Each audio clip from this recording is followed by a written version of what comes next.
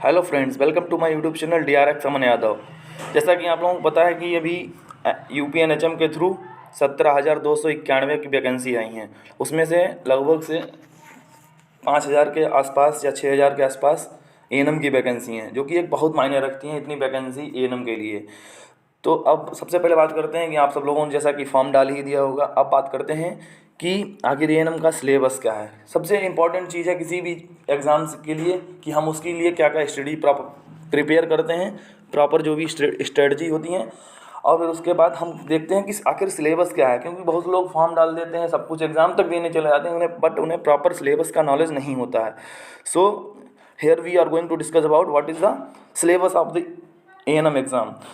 तो सबसे पहले हम बात करते हैं कि जो हमारा जो टॉपिक नंबर 1 है, इस पे लिखा है determinants of health. Determinants of health में हम देखेंगे कि जो भी हमारे हेल्थ डिटर्मिनेंट्स हैं, मतलब कि कोई भी पीपल है जो हेल्दी है और या नहीं है, उसके लिए जो भी उसके फैक्टर हैं that determines the health is known as determinants of health. And overview of health problems and communities India. जो भी हमारे हेल्थ प्रॉब्लम्स हैं उनकी एक हमें ओवरव्यू लेना है, उनके बारे में जानना है। जो भी हमारे हेल्थ प्रॉब्लम्स हैं कि उसे ये बीमारी है तो इसके लिए मतलब एनवायरमेंटल फैक्टर्स भी हो सकते हैं। जो भी हमारे हेल्थ डिटर्मिनेंट्स ऑफ हेल्थ हैं उसमें जैसे हम बात करें जेनेटिक है कि उसे जेनेटिक वो बीमारी मिली है, या बिहेवियर है, या एनवायरमेंटल एंड फिजिकल इन्फ्लुएंसेस हैं। जो भाई हमने बताया ना कि जो भी हमारे एनवायरमेंटल कारक हैं, जो भी और मेडिकल एंड सोशल फैक्टर्स हैं, और एजुकेशन एंड लिटरेसी है, these are the factors that determines the health. अब बात करते हैं organisation of SC CSC PSC and district hospitals. तो जो भी हमारे डिस्ट्रिक्ट हॉस्पिटल हैं या CSC, SC first of all SC that is the sub centres, PSC primary health centre, CSC community health centre and district hospital, you all know that.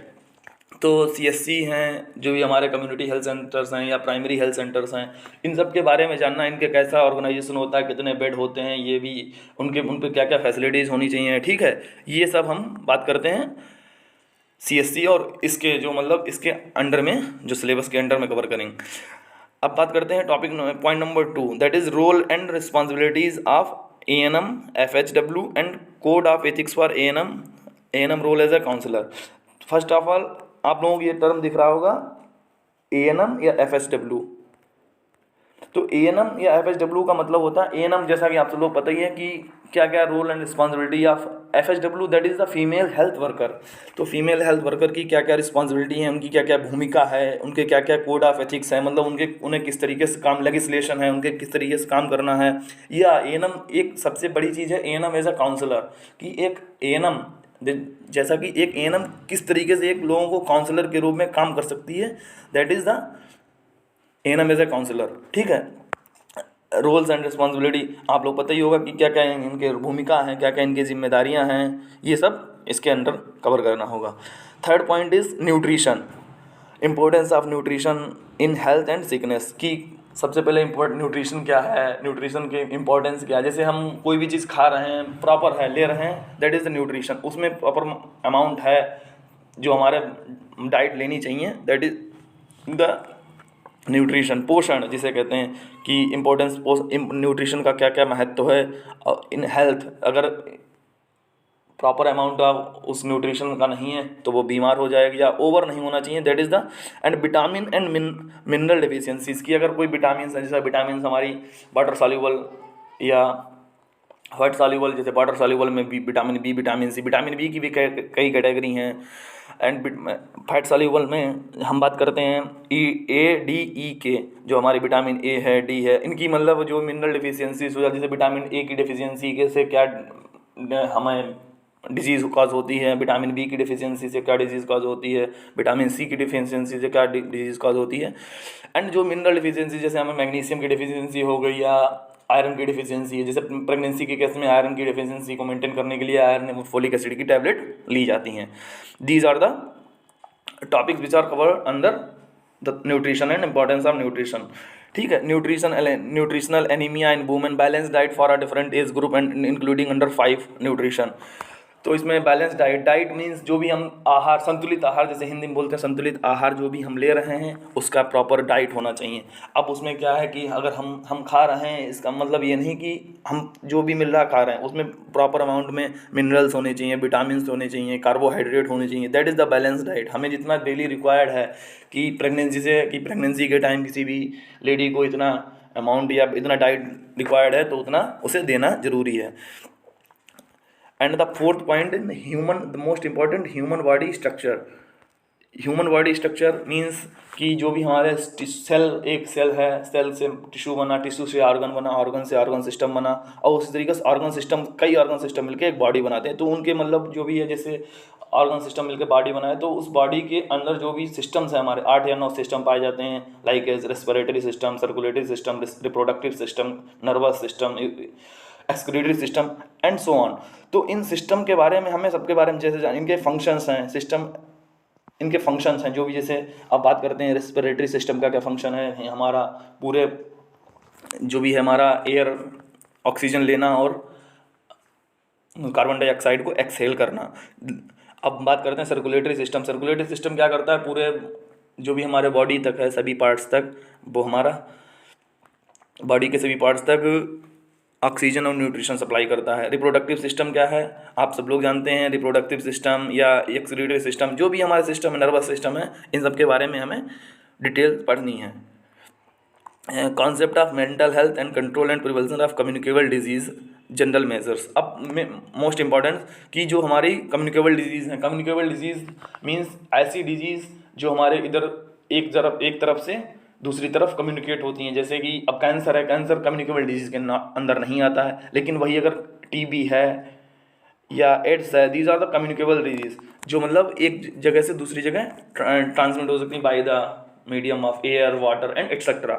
ठीक है, तो इनकी हम बात करते हैं। And communicable disease, sign, symptoms and at prevention of the following. तो अब इसमें कुछ डिजीज़ दी हैं, उन डिजीज़ के बारे में हमें पढ़ना ही पढ़ना है। कम्युनिकेबल डिजीज़ जैसे हम आप लोगों को बता चुके, जो कम्युनिकेट हो सकती है, जैसे diphtheria, pertussis, tetanus, poliomyelitis, measles and tuberculosis, chicken pox. जैसा कि हमने अभी आपको बताया, ये सभी डिजीज़ के बारे में आपको जिनके सिम्टम क्या हैं, क्या क्या काज हैं और क्या क्या इनके प्रिवेंशन हैं, रूट ऑफ एडमिनिस्ट्रेशन, मतलब किस रूट से हमारे से ये है, किस रूट से होती हैं, और क्या क्या इनका मीडियम है, इनके क्या क्या प्रिवेंशन है, ये सब, इन सब के बारे में हमें जानकारी लेनी है। अब mumps, rubella, enteric fever, hepatitis, rabies, malaria, dengue, filaria, kala azar, trachoma, conjunctivitis, scabies, STDs and HIV या AIDS. STDs means sexually transmitted disease जो भी हैं, गोनोरिया है, एचआईवी है, जिसे मतलब एड्स बोलते हैं, acquired immune deficiency syndrome. STDs मतलब sexually transmitted diseases, HIV human immune deficiency virus. ये सब हमें डिजीज़ के बारे में पढ़ना है। Acute respiratory infections, diarrhoeal disease, worm infestations, leprosy, ये सब हमें डिजीज़ के बारे में डिटेल से स्टडी करनी है। उसमें ऊपर क्लियरली मेंशन कर दिया है कि sign, symptoms and at prevention of the following disease. तो हमें इतना तो ये सब पढ़ना ही पड़ेगा कि बेसिक है ये।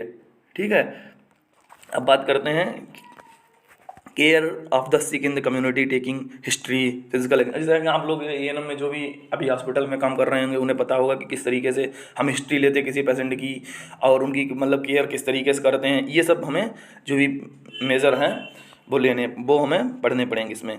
Point number 7, need of first aid and minor injuries and elements, cut and wounds, types, principles and first aid care. अब जैसा कि हम सबसे पहले बात करते हैं कि फर्स्ट एड क्या है। तो अगर फर्स्ट एड के बाद बात करें कि जैसे मतलब जो भी हमारा, अगर हम किसी भी कंडीशन में हैं, किसी को कोई प्रॉब्लम हुई, अगर वहाँ पे कोई हॉस्पिटल या कोई कुछ भी ना अवेलेबल है, तो अगर हम चाहते हैं कि हम दे सकें, तो उन्हें अपना एक एड देते हैं, उन्हें एक उपचार, जिसे प्राथमिक उपचार बोलते हैं, कि हॉस्पिटल जाने से पहले अगर उसका जो हम ट्रीटमेंट कर सकें, तो दे दें। तो जैसे कि अगर हम बात करें रेस्पिरेशन में, अगर किसी प्रॉब्लम है तो माउथ टू माउथ या माउथ टू नोज़ दिया जाता है। ब्लीडिंग में है तो ब्लीडिंग के मतलब उस वुंड को हम बंद करेंगे, उसे मतलब साफ कॉटन से, या जो भी हमने है, जो भी हमें लेनी है। नोज़ ब्लीडिंग है, बी सिटिंग है, स्टिंग है, एनिमल बाइट है, स्नेक बाइट है, फेंटिंग है। ठीक है, ये हमें मतलब क्या क्या इनके बारे में अगर फर्स्ट एड देना है तो इनके बारे में हमें स्टडी करनी पड़ेगी। इन जनरल अगर हम बात करें, if you are in doubt of the treatment do not do anything. ये फर्स्ट एड का सबसे मोस्ट इंपॉर्टेंट है कि अगर आपको किसी तरीके का डाउट है तो आप कुछ भी ना करें, सिंपल सी बात है।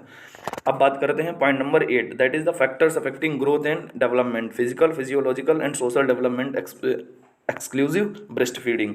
फैक्टर्स अफेक्टिंग ग्रोथ, अब जैसे कोई भी हमने जैसे आपको बताया ना डिटर्मिनेंट्स ऑफ हेल्थ में, कि आपकी जैसे ग्रोथ है उसमें क्या क्या फैक्टर्स हैं, कि फिजिकल है, साइकोलॉजिकल है, या सोशल डेवलपमेंट है। ये इस तरीके की हमें बात करनी है। इस तरीके के मतलब जो भी फैक्टर्स हैं जो अफेक्ट करते हैं हमारी ग्रोथ को, उनके थ्रू अगर हमारी ग्रोथ अफेक्ट होती है तो उनके हम बात करते हैं।